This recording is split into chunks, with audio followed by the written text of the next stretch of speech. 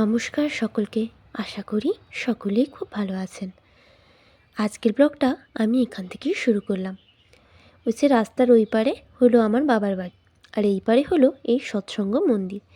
আমি এসেছি আজকে প্রার্থনা করতে, ভাবলাম আপনাদের সাথে ভিডিওটি শেয়ার করে নিই। মন্দিরটার চারপাশে খুব সুন্দর করে গাছ লাগানো আছে, খুব ভালো লাগে জায়গাটি। আর যত লোকেরই সমাগম হোক না কেন, খুব শান্ত শিষ্ট থাকে এই জায়গাটা। এখানে জোরে কথা বলা বা জোরে হাসা এসব খুব একটা কেউই করে না। এই যে একটা জলের ফোয়ারা, যদিও ফোয়ারাটা চালু নেই, কিন্তু তবুও চারপাশে আলোগুলো জ্বালিয়ে রেখেছে আজ।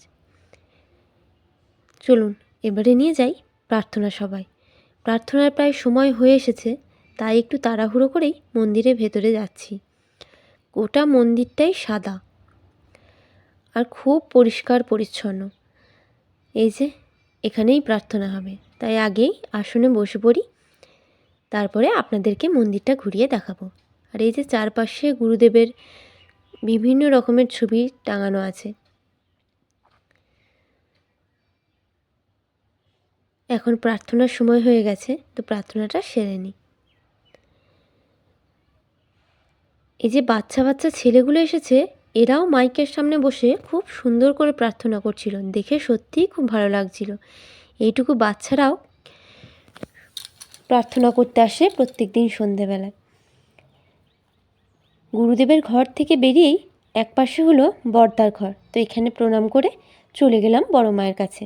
অপর পাশে বড় মার ঘর, তো বড় মাকে প্রণাম করে তারপরে গোটা মন্দিরটা একবার প্রদক্ষিণ করলাম। চলুন আপনাদেরকেও নিয়ে যাই। চারপাশে অনেকটা জায়গা আছে। কিছুদিন আগেই উৎসব হয়ে গেল, সেদিন আসতে পারিনি নিজের অসুস্থতার কারণে। প্রায় সন্ধে নেমে এসেছে, মন্দিরের সব আলোই প্রায় জ্বেলে দেওয়া হয়েছে। এই সন্ধেবেলায় সাদা মন্দিরের উপরে বিভিন্ন রঙের এই আলোগুলো পড়লে মন্দিরটা যেন আরও সুন্দর হয়ে ওঠে। চোখই ফেরানো যায় না মন্দিরটা থেকে, তাই ভাবলাম এইটুকু আপনাদের সাথে শেয়ার করি।